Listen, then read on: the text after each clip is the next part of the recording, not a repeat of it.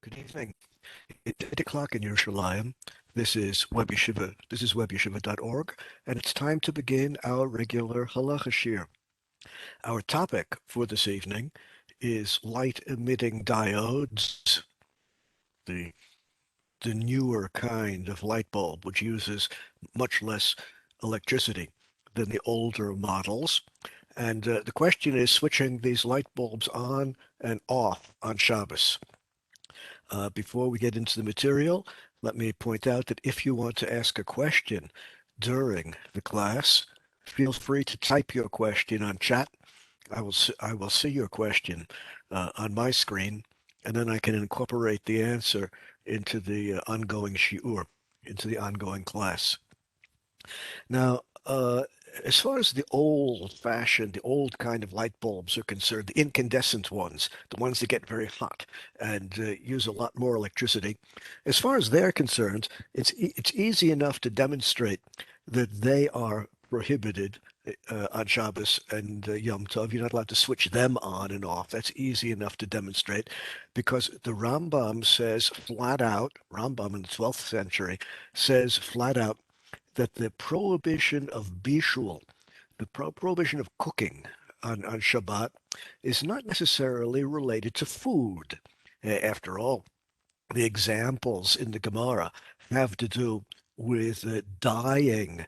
There's staining cloth different colors, which requires boiling the cloth with different dyes, with different colors. It has nothing to do with food, but the underlying idea of bishul, the underlying concept of cooking, which is prohibited on Shabbat, is softening something or hardening something through heat. You cook a piece of meat, it gets softer. You cook an egg and it gets harder. And the Rambam says flat out, just like the blacksmith softens metal by heating it so that the blacksmith can then work the metal into whatever shape is desired, a horseshoe or whatever, by heating the metal red hot until it glows. You soften the metal. That's bishul. That's the Torah prohibition of bishul on Shabbos. So, and that's exactly what happens when you turn on, when you switch on an incandescent light bulb, the old kinds of light bulbs. There's a little filament in them which glows red hot, which is exactly the example that the Rambam gives for prohibited bishul on Shabbos. So it's easy enough to demonstrate that the old-fashioned light bulbs, the incandescent ones, which are not so much in use anymore, that they are there's a Torah prohibition to switch them on Shabbos, and similarly to extinguish them. Uh, but the LEDs, the light-emitting diodes, which we have nowadays, work by very different principles. This is not the forum to delve into quantum mechanics to understand exactly how they work, but everyone knows that they do not get very hot. There's nothing glowing red hot in there. In fact, you put your hand on the bulb and it doesn't get very hot. That's all there is to it. That's why they're so efficient. They use much less energy than the old bulbs do. Well, let's see what the sources have to say about this. I begin with the Minchat Asher. The Minchat Asher is written by Rav Asher Weiss, one of the leading rabbis in the world today. Lives in Yerushalayim, originally from the United States, happens to be a neighbor of mine in the neighborhood where I live in Yerushalayim. And he is one of the leading authorities in all areas of halacha in the world today. Let's see what he has to say about this issue.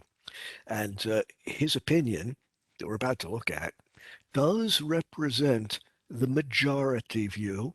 He's a leader of the majority view according to whom it is indeed prohibited to switch on light emitting diodes, LED, led on Shabbat. Let's see his reasoning, and after we see the reasoning of the stricter poskim, then we'll come to the lenient ones afterwards. Ta'u, people make a mistake. Mishum shelo yadu klal mahut hachashmal. People don't understand electricity, and that's why they make mistakes. That's why they don't understand the halacha. Katvu people think incorrectly that electricity is just some kind of fire. And just like you're not allowed to play around with fire on Shabbos, you say you're not allowed to play around with electricity. People think that, but that's not correct. People think that there's some kind of fire going along in the wires, the electrical wires. What's not correct? And people think you when you switch on an electrical apparatus, you're somehow revealing the fire, uncovering the fire which is in the wires. And so you're transferring the fire from one place to another. And people think that just as on Yom Tov, when you are permitted to transfer a flame, transfer fire from one place to another, people incorrectly think that it's okay to switch on an electrical apparatus on Yom Tov because you're just moving the fire along from the wire into the apparatus which you just switched on. Be'emet, really, it doesn't work that way. Hadvarim chasri yesod. There's no basis to this understanding. Ein kol eish b'chutim. There is no fire in the wires. And I don't recommend touching a live wire, but everyone knows that if there's proper insulation, you can hold on to an extension cord, and it's not hot in there. If it does warm up, that means you've overloaded the circuit a little bit. But in proper use, the wires don't get hot. Ella shezrimat elektronim mishacheret energia poletet home as the electrons move through the filament of the light bulb, they release energy and create heat. The heat causes the filament to glow, and that's the source of the light. Hahom gorem laor. That's how heat causes light in the filament. דבר חמור הוא לצטט מדברם גדולים שכתבו בעצמם כותבים על אומדה. People quote older rabbis back from the beginning of the 20th century who didn't understand electricity and therefore had this erroneous understanding that switching on a light bulb was just moving fire through the wires into the bulb. So there were rabbis back in the beginning of the 20th century who said, therefore, on Yom Tov, you are allowed to switch on lights. They just didn't know how electricity works. Those lenient rabbis just made a mistake on the facts. Milvad sheyesh b'zeh michshol halacha, they were wrong as far as the halacha is concerned. Yesh b'zeh p'gia b'chvod toratam, and I don't want to say anything which will insult the intelligence of those rabbis, even though they were wrong. Now, as far as the fundamental question is concerned, um, regarding our authority to innovate new halacha, as far as that fundamental question is concerned, switching on an electrical apparatus is not fire. There's no fire at all in a light emitting diode. It's just not there. But but but is switching on a light emitting diode something which we should prohibit, even though there's no clear source for the prohibition in the Torah, even though there's no clear source for the prohibition in the Mishnah, the Gemara, the Rambam, the Shulchan Aruch? Do we, rabbis today in the 21st century, have the authority to innovate a new prohibition here and tell the people you're not allowed to switch on light emitting diodes? Nira, it seems, the Kevan, because of Rashi, since Rashi wrote molid davar chadash karovhu la'oseh melacha chadasha. Molid, giving birth to something new. What does it mean, giving birth to something new? Molid is one of the prohibitions of Shabbat and Yom Tov, giving birth to something new. What do I mean, giving birth to something new? I'll give you a few examples and you'll understand right away the foundation of the prohibition. For example, uh, putting ice cubes in a glass and allowing the ice cubes to melt, and now you have a glass of water. You have given birth to something new. Previously, you had ice, a solid. Now you have a glass of water, a liquid. You've given birth to something new, a liquid which didn't exist before. I mean, it was in a different, the molecules existed, but previously there was a solid. Now it's turned into a liquid. That's called giving birth to something new on Shabbos, and that is a prohibition of Shabbos. And Rashi, if you look at Rashi's words, Rashi says that this business of giving birth to something new is not actually a prohibited labor on Shabbos. It is karov, close to, similar to a prohibited labor on Shabbos. If you write, if you sew a garment, uh, you have created something new on Shabbos. Molid is karov, close to that, similar to that. And therefore, it's a melacha hadasha, so a new kind of labor. Um, uh, that's what Rashi says. Now let's take that idea of Rashi and understand more clearly. Ein ze kishar hashvusim shebehem asru maisa misuyam gezera. This prohibition of molid, giving birth to something new, is not like other prohibitions where specific actions were prohibited. Oh, the list of specifically prohibited actions on Shabbos is a very long list. But molid is not exactly a single prohibited activity. Elakan asru chazal et molid mishum dave karov lemalacha. The reason that molid is prohibited is not because it's really one of the labors prohibited by the Torah on Shabbos, but it's similar to, it's karov, it's close to.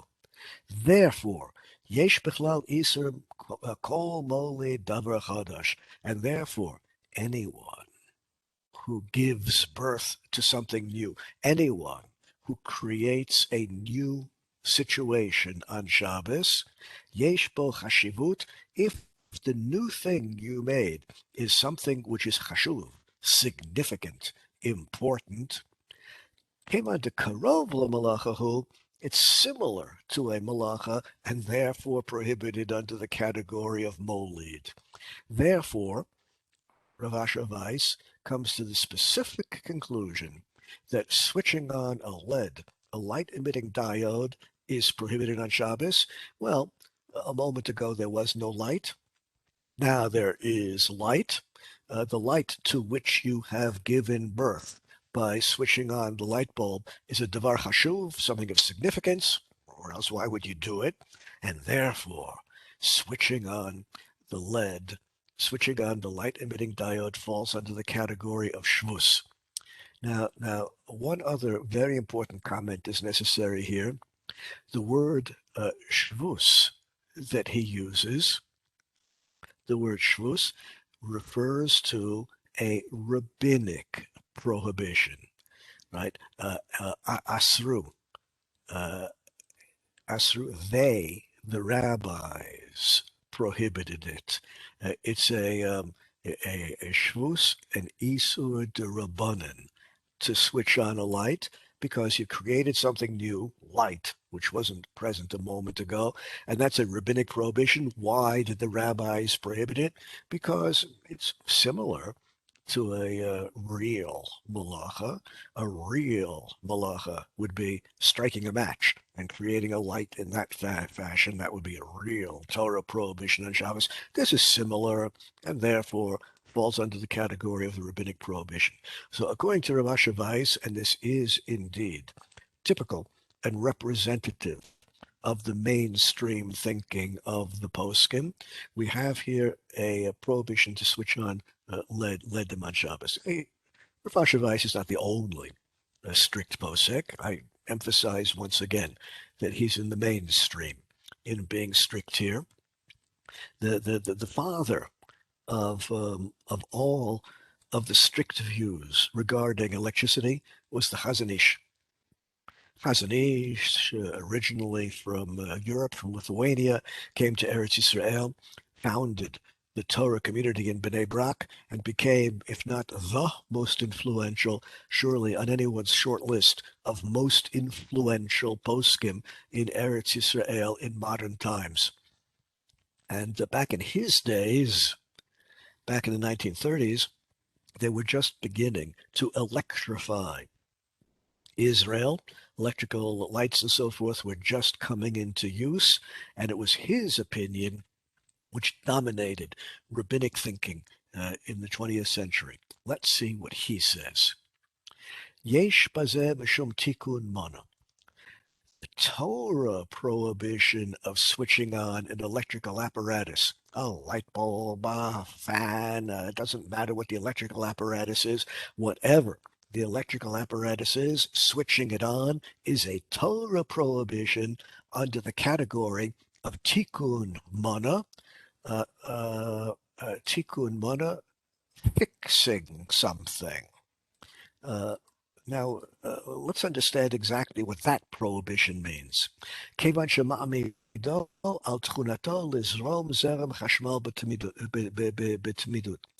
you have something which doesn't work, for example, you're a sandal maker, a shoemaker, you make a pair of sandals, and you finished making the pair of sandals. The pair of sandals is at the moment useless because you haven't put shoelaces on it yet, and the sandal cannot be worn. And therefore, putting the shoelaces on the sandal is the last step necessary to make the sandals a useful item, and performing the last step necessary to make a utensil a useful utensil is itself a Torah prohibition. The example of the Gemara is the blacksmith who's pounding away on a piece of metal to make it into a horseshoe or whatever the blacksmith is making. The final hammer blow, which completes the horseshoe, and now it's ready to be used on a horse. The final hammer blow is a Torah prohibition. Now you've completed the utensil, whether it's a horseshoe or whatever it is. And that's the prohibition. It's switching on any electrical apparatus. Karova davad is a bona minatora. You're guilty when you switch on an electric apparatus of having made a useful apparatus. The light bulb wasn't providing light until you switched it on. The fan wasn't turning and making a breeze until you switched it on. Switching it on is the last step necessary to make the utensil work, and therefore a Torah prohibition on Shabbos. And surely electric light bulbs, where the wires are all attached to the walls, and the walls are attached to the ground. That's really close to binyan, that's construction. Like part of building a house is adding another brick onto the wall. Well, switching the light on is completing the electric circuit, which is built into the wall, and therefore analogous to adding another brick to the wall when you are building it. That's like building something attached to the ground. No stronger example of bona construction, building a structure than that. And kan mishum ein binyan bekalim. The rabbis are divided about whether the prohibition of building applies to utensils which are not attached to the ground, or only structures which are built on the ground. But here, this the light bulbs are attached to the wires, which are attached to the walls, which are attached to the ground. It's all attached to the ground. This is part of a real building. And the rabbis say in the Gemara, and now comes his key point, Kaneh shel Sayadim. It is prohibited on Shabbos, it says in the Gemara, that it is prohibited on Shabbos to assemble Kaneh shel Sayadim, a painter's brush. Let me get a picture of a modern one here. Here's a modern one. It didn't look exactly this way in the days of the Gemara in late antiquity, but you got the idea. That's a painter's brush, and the painter, in order to make it useful, has to attach a pole, and indeed, the painter has several poles. Short ones, long ones, depending upon whether he wants to paint or she wants to paint high on the wall or low on the wall, assembling the painter's brush by putting in the proper length of pole. That, the Gemara says flat out, is a prohibition on Shabbos, because it's putting in the pole is the last step necessary to make the painter's brush useful if you want to paint something high up on the wall. They didn't have rollers in those days. That's how they used to paint. Rashi explains the Gemara.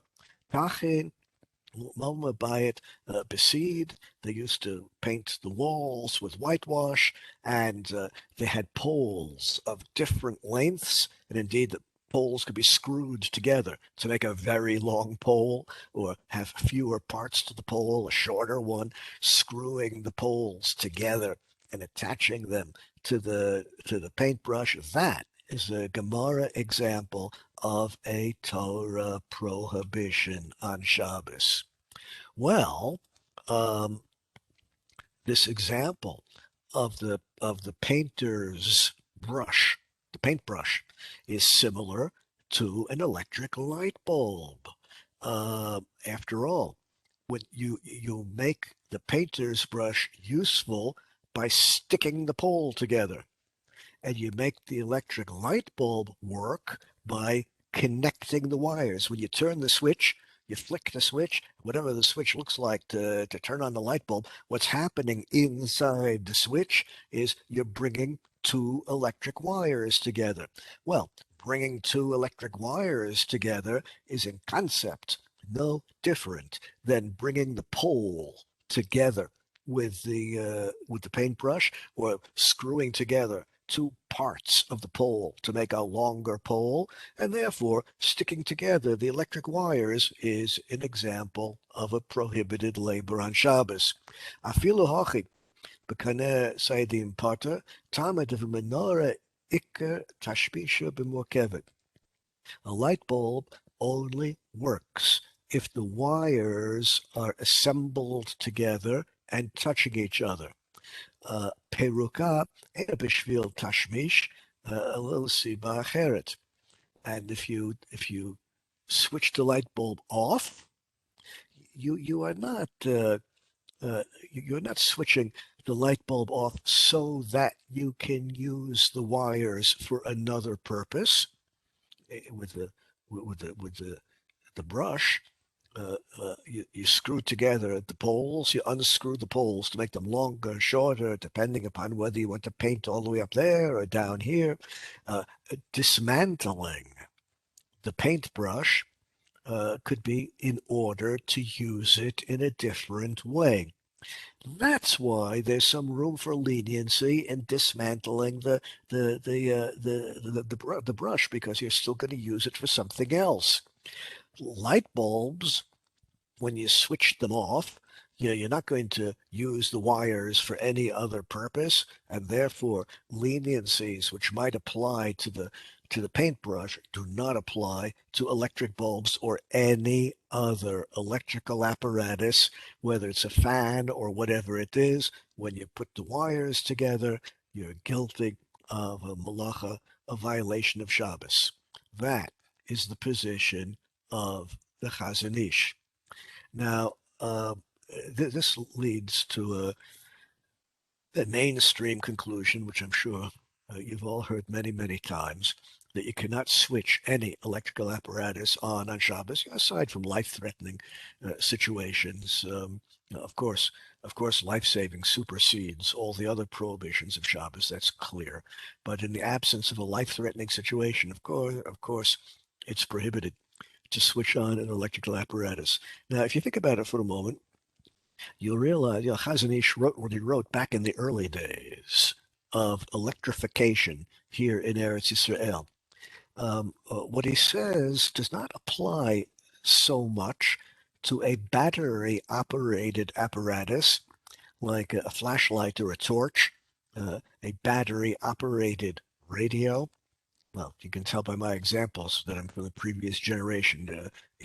Just to switch in more modern examples of a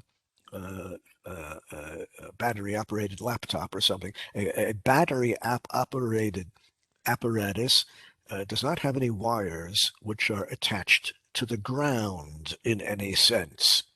And therefore, his reasoning does not, strictly speaking, apply in that case.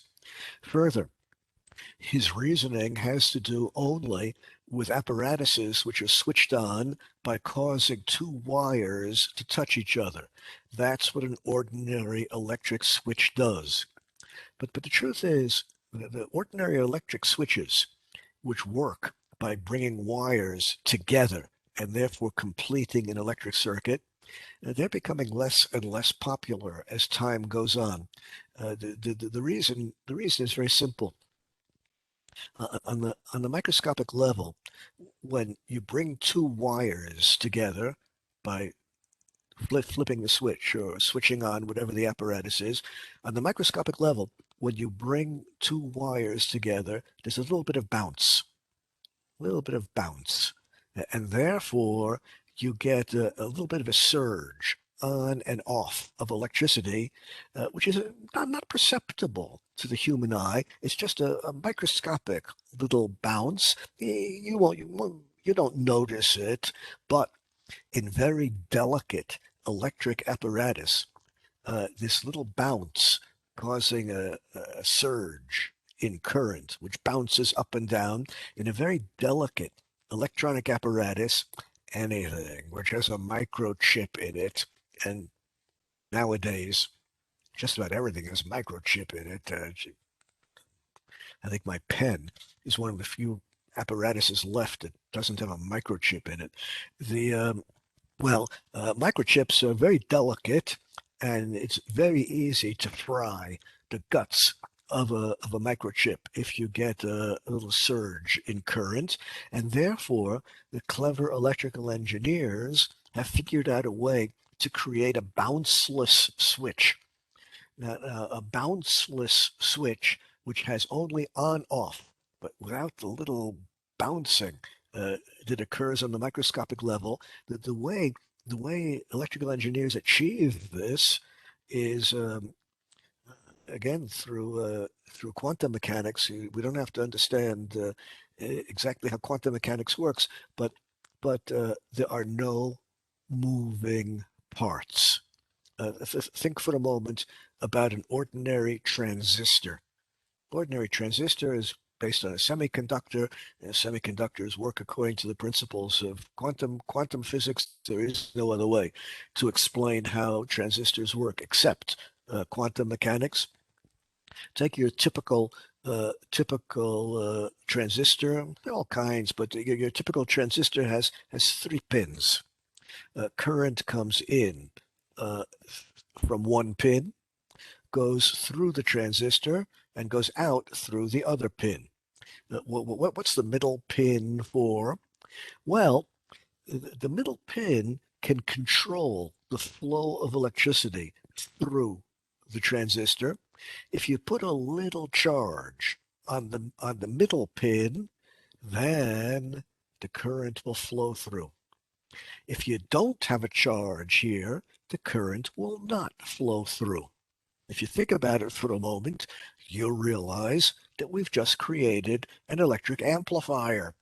Uh, Small changes, small, tiny changes in the current, in the potential on the middle pin can lead to big differences in the amount of electricity which is allowed to pass through the transistor, and that creates a simple electronic amplifier, which all our modern amplifiers are based on simply that idea. But what we have here is simply an electronic switch. We can either prevent electricity from going through or allow electricity to go through by just changing the potential on the middle pin. But there are no moving parts in a transistor. Everything is perfectly stationary. There's a reason why it's called solid state. It just sits there and nothing physically moves. And this is why it's very important, if you have a delicate electronic apparatus like a computer or anything else which has a microchip in it, it's very important to switch the apparatus on and off with the switch which the electrical engineer designed for the purpose. If you switch the apparatus on and off by just plugging it into the wall or unplugging it from the wall, well, you're working with contact and separating electric wires. You're going to get the bounce, and you run the risk of frying the guts of your apparatus. Use the switch, which the engineer designed for the purpose, and you'll have a bounceless switch, and the current will either be on or off without the surges that occur. In any event, the whole theory of the Chazon Ish fails to account for any apparatus which is battery operated, and fails to account for a switch, which is basically a transistor and has no moving parts. I'll give you one example. You'll understand how it works. These things are around us all the time. You have a proximity sensor. Uh, uh, you put your hands under the faucet. As your hands go under the faucet, the water automatically starts to flow. Take your hands away, the water stops flowing. How does that magic occur? As a proximity sensor. How does a proximity sensor work? When your hands come close, you create a little bit of shade on a photocell, right? Photocells create electricity if there's light shining on them. Put shade over it, it stops producing electricity. The photocell is attached to the middle pin of a transistor. If you have light shining on it, well, it allows the electricity to go through the transistor, and that operates a magnetic relay, and the water flows.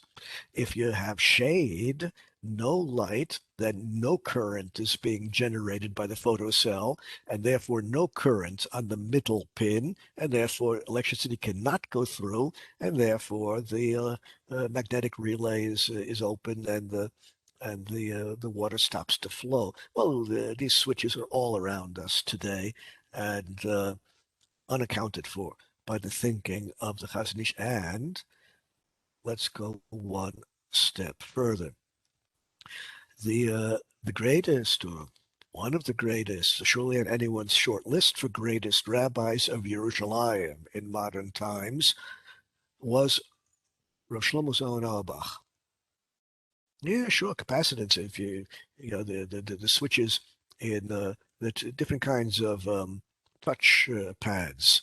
Uh, on the telephone, on the smartphone, the switches work by just touching a part of the phone. The older ones work with pressure, and then you didn't need your finger. You could use a stylus or something, which is just to create the pressure to cause two layers of the screen to come together and cause the current to pass. Those are the older ones. The newer ones just work with capacitance.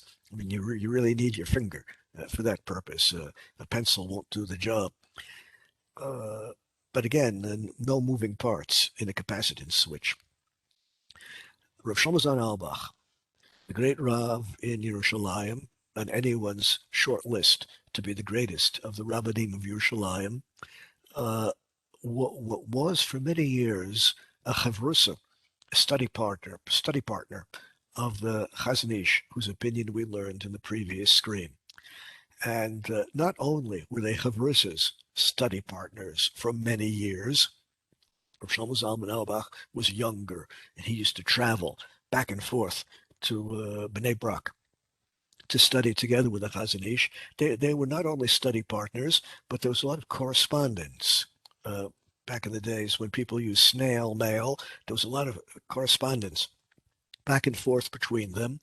And Rav Shlomo Zalman Auerbach disagreed strongly with the Chazon Ish regarding the prohibition of electricity, and they corresponded about this issue back and forth, and that correspondence exists and has been published, and I'm about to quote from it. This is one of the letters written by Rav Shlomo Zalman Auerbach, which then he subsequently published himself, going back and forth on the issue of why electricity should be prohibited, or is electricity prohibited on Shabbos, switching things on and off. Well, he of course quotes the opinion of the Chazon Ish, well, that we just learned that the prohibition is bona, like construction. You add another brick to the wall, you're guilty of construction on Shabbos. You attach the wires together. That's like attaching a brick to the wall. Bona, it's the last step necessary to make the light bulb work. That's analogous to the final hammer blow of the blacksmith on the horseshoe. That's the opinion of the Chazon Ish. We just finished that. After quoting all of this, he says, "La'ani adati," in my opinion, my humble opinion, and of course he expresses himself very modestly, but no one told him he had to publish this view. The very fact that he chose to publish it means that he's firmly committed to it.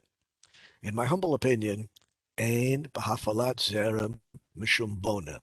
The Chazon Ish is just wrong, wrong, wrong. There is no prohibition of bona, building, construction, when you bring the wires together in the electric switch. הוא קרוב יותר לשיבוש בזרם מים ורוח כדי לסובב לגרום תנועה. A better analogy would be a garden hose. You have water flowing through a garden hose, or air being pushed through a pipe. That would be a better analogy to the way electricity works. You can use the energy of the water flowing through the garden hose, or if it's air pressure going through a pipe, you can use that pressure to do work on Shabbos and Yontif. Mibli shetease shum melacha. Think about it for a moment. You have a fan switched off, an ordinary fan switched off.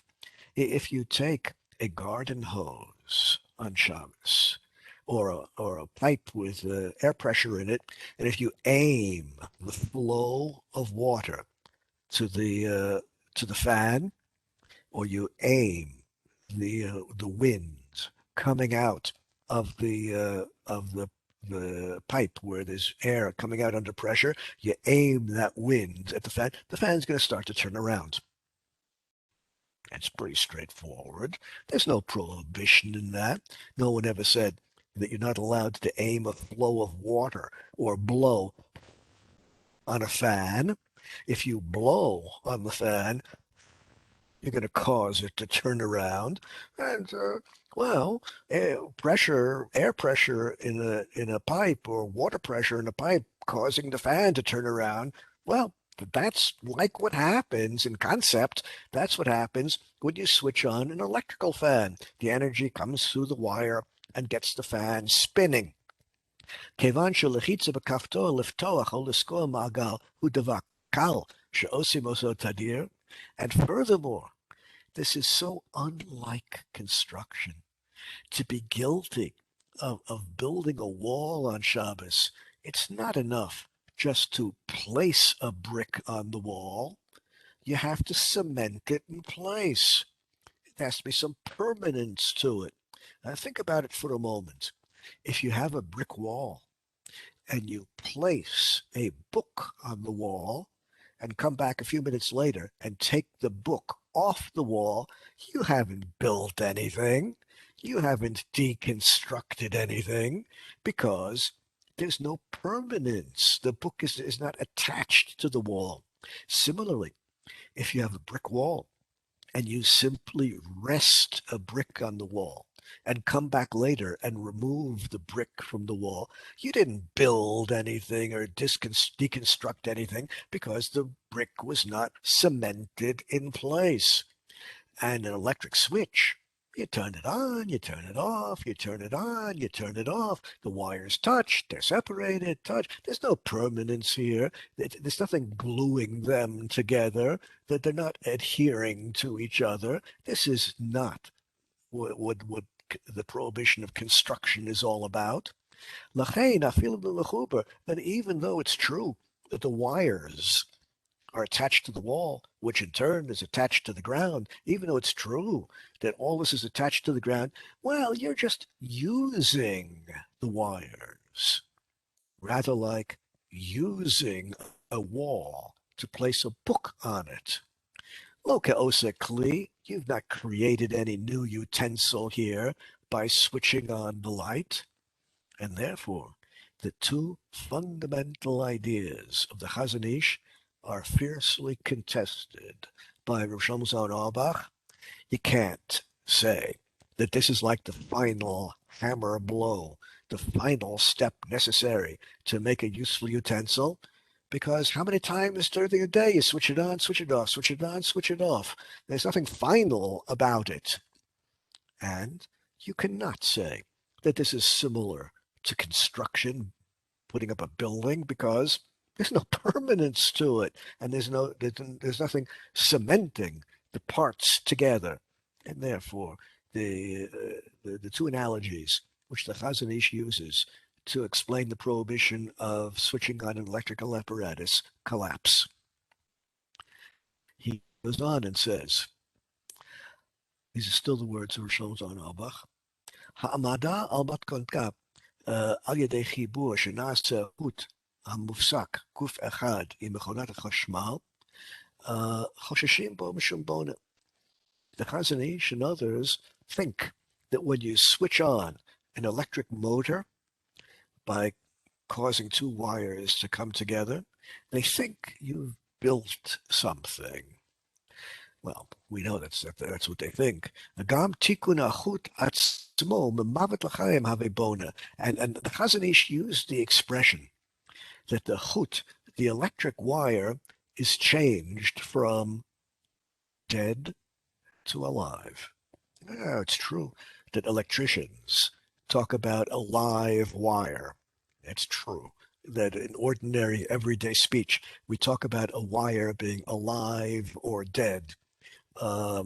If you open up an electric socket in the wall, you have two or three pins. One of them is a live pin. That's the one that can electrocute you if you touch it. The other isn't a live pin; it's dead. But it's true. It's true in ordinary speech.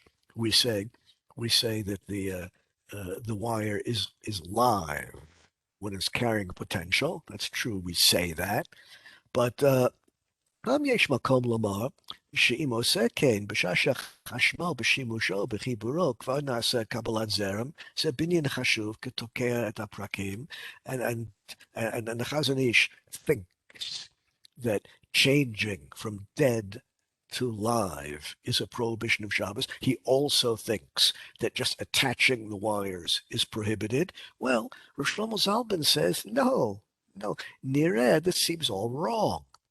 מכל אלה הדברים משמע שאינו חושש לחושבו כבונה אלא כשנעשה מיד גוף אחד עם מכונת החשמל. In order to be guilty of bona, the element which you attach, like a new brick, must become part of the structure. But Zera matchil teitef lizrom ima lechitza b'kaftor, and if you switch on the electricity, the current begins to flow immediately to the wire, changing it from dead to alive. Rak az choshev kashinu itzur shenishtanim b'mavet l'chaim. This is what the Chazon Ish considers to be bona. Masha ein came im lochetz al kaftor l'skur magal chashmal b'sha'ein zorim. What happens if you turn on the electric switch when there is no current? There's a power failure, or the Shabbos clock has the whole system turned off. There is no power at the moment, but you switch on you flick on the switch. Then what happens? Well, you've not changed anything from dead to live.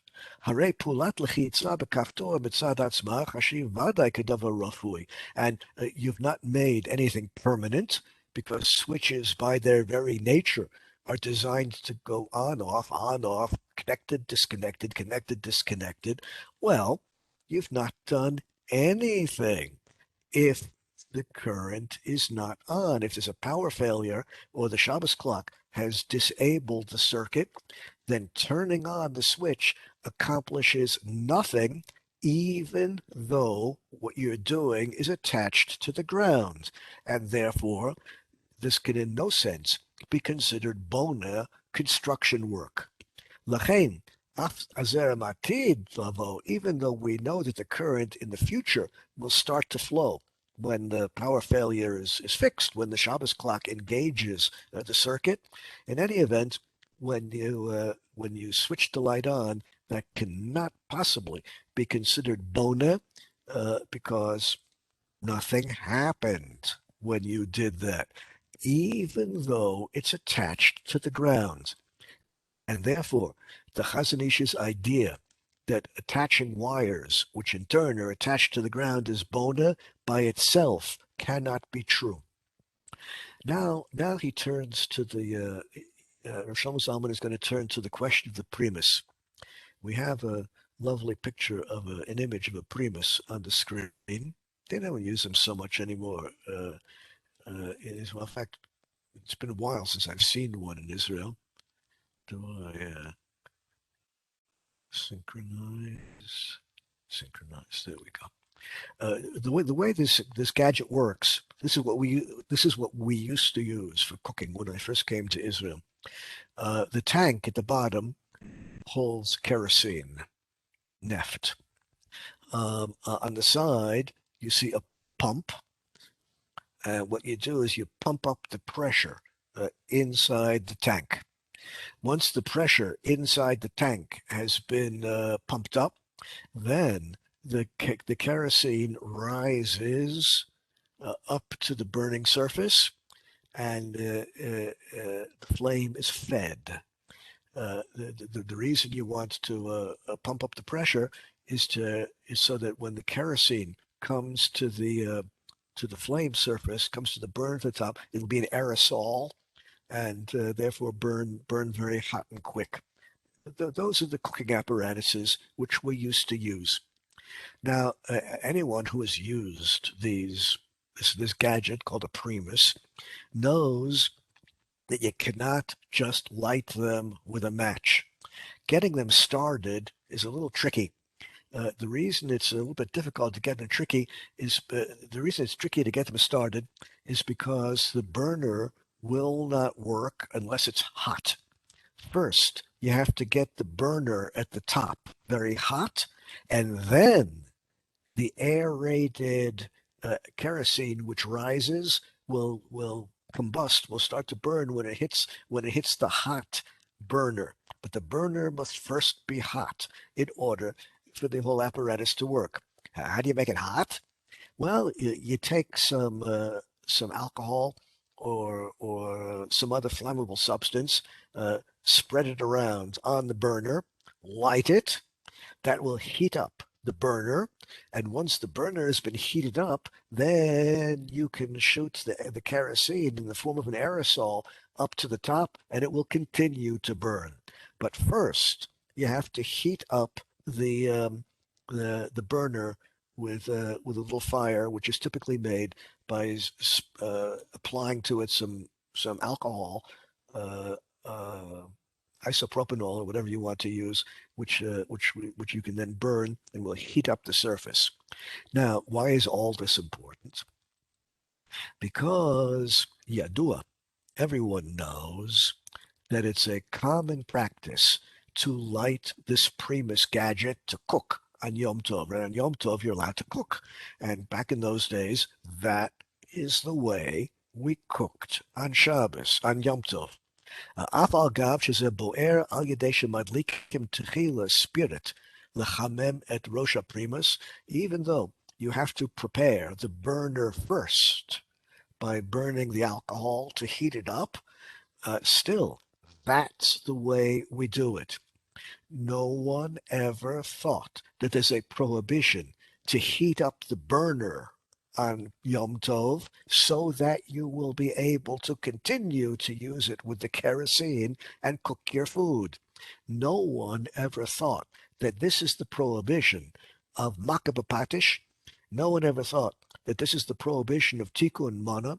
No one ever thought that heating up the burner surface is the final step necessary in order to make a Primus work. The Primus was a perfectly fine Primus when you took it out of the box before you started heating it up. There was nothing wrong with it before you, unlike a sandal, which was unusable until the shoelace was put in, unlike the horseshoe, which was unusable until the blacksmith finished fashioning it. The Primus was a perfectly usable, completed utensil when you took it out of the box before you started heating up the burner. And in fact, the common minhag is to use them on Yom Tov. Now, this is a typical methodology of Rav Shlomo Zalman Auerbach in many issues which came to his attention. He resolved the issue, permitted, prohibited, by comparing it with something else which is well established. I'll give you another example. You'll understand his methodology very easily. They asked him whether or not you could use a number lock, the kind of locks that they have for bicycles. You stick one part into the lock, the numbers are on cylinders. You turn the numbers around on the cylinders until you get the proper numbers aligned, and then you can open the lock, like a typical bicycle lock. Are you allowed to use that on Shabbos, or is that a prohibition of kotev, writing, because you're aligning the numbers to be readable in the way you want? Is this a prohibition of writing or not? Well, that's a good question. Answer, he writes, no one ever thought that there's a prohibition to switch on the water in the house on Shabbos. It's not. Now, what happens when you turn on the water in the house on Shabbos? The electric meter, the water meter starts to spin. How does the water meter work? There are numbers on cylinders which keep turning around. The meter reader will eventually come and read the top numbers on the meter. But every time you turn on the water in the house, you're causing the numbers to change on the water meter. No one ever thought that's prohibited, and that's exactly the same thing you're doing when you use a number lock to lock your bike or release your bike.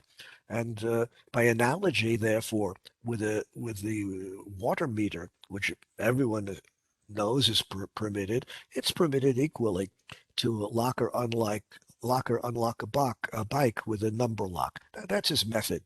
Well, since no one ever thought there's a prohibition in using the Primus, well, there's no difference between that and the electrical situation which the Chazon Ish prohibits. Bottom line, Rav Shlomo Zalman has further attacked the position of the Chazon Ish. Av gab ze eino el lefi sham. And furthermore, the use of the Primus is also temporary. Klomar, that means Primus eino dolek ela kol zman sheyesh neft b'mechal. As soon as the kerosene is all used up from the tank, the flame is going to go out. And that's the same thing with electricity that we use in the house. As long as there is still fuel in the power plant, the electricity is going to flow. As soon as the fuel in the electric plant is used up, the electricity will stop. The whole electric system is in concept no different than a huge Primus. And it's temporary because it only can work as long as there is fuel. Now, of course, you're not allowed to add fuel on Shabbos. On Yom Tov, you are allowed to add fuel to a fire. On Shabbos, you're not allowed to add fuel, but it's still essentially temporary. La'ani dati, in my humble opinion, skirat ma'agal have kamo shetzinor chalul malay mayim or gas. In my humble opinion, switching an electrical apparatus on and off is in concept no different than having water flow through a pipe. For example, the water which flows through a pipe into your kitchen sink, and by using the valve, you allow the water to flow further into your sink. Similarly, with electricity, the electricity is flowing through the wire. By using the switch, you allow the electricity to flow further. In concept, no different than turning on the cold water in your kitchen sink, just allowing the flow to go further. מיד כשמוסיפים להכניס בו עוד מים וגז, הרי הם מתחילים תכף לזרום. The flow just continues as long as there's pressure at the other end of the system. גם כן חשמל טבעי שבתוך חוטי הנחושת אינו זורם כלל מעצמו. The electrons don't flow by themselves through an electric wire. You need some kind of potential. You need something to force them to go through. Just like water flowing through a pipe needs some pressure to force it through the pipe. רק לאחר שבתחנת הכוח מוסיפים להכניס, only when in the power station they are adding potential to the wire, only then does current begin to move. Well, Eino shoneh klal mezerem shel mayim o gaz v'ruach. This is in concept no different than a pipe which has water passing through it or gas passing through it on Yom Tov. You can turn the valve to allow the gas to flow onto the burner and light it by transferring a flame. Allowing the gas to flow further through the pipe is permitted. Similarly, a wind-driven apparatus, no problem at all. Lachain, therefore, nira li, it seems to me, ein lachalik ben zerma chashmal lezerma mayim. Therefore, there's no difference in concept between a pipe carrying water or a pipe or a wire carrying electric current, just as one can operate a valve to allow the water to flow further or stop the water from flowing further. Similarly, you can operate a switch to allow the electricity to move further or to stop the electricity from moving further. Furthermore, לחיצה בכפתור שעושים בקל, חיש מהר הרבה פעמים ביום. Furthermore, the switch is just a momentary flick of the finger, on, off, several times a day. מסתבר לכאורה, דאין זה קורא בונה לא מכה בפטיש. This cannot be a prohibition of the final hammer blow, which has a sense of finality to it. This cannot be a prohibition of bona, which has a sense of permanence to it. Rak choshev kenotein ma'avar zerem. All you're doing is allowing the current to move further along the wire, just like opening a valve in the kitchen sink to allow the water to flow further through the pipe. Ma'asehu kamo shenotein ma'avar l'shemen la'alot l'rosh haptila. No different than forcing the kerosene to move further up through the Primus until it reaches the burner. Well, everyone thinks that's okay on Yom Tov. What happens if you use a spring-driven apparatus to cause a fan to turn around.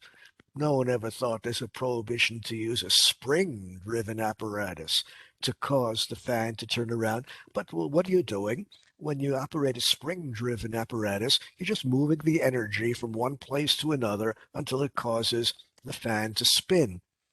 Well, mistaber de mutar, all of this would seem to be permitted. Further, in my humble opinion, um, uh, in order for something to be prohibited as far as construction is concerned, building, it must be a structure. It must be a building or a utensil or a shoe or a horseshoe, whatever it is.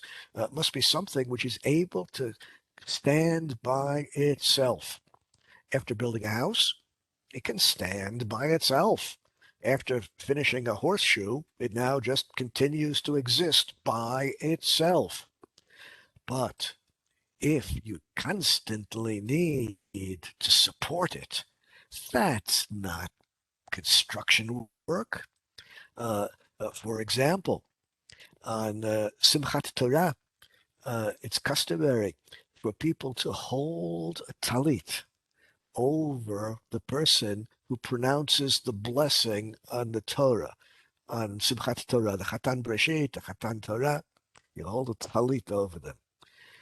The reason that is not a prohibition of building, making a roof over the person, is because it requires people to always be holding. As soon as you let go, it would fall to the ground.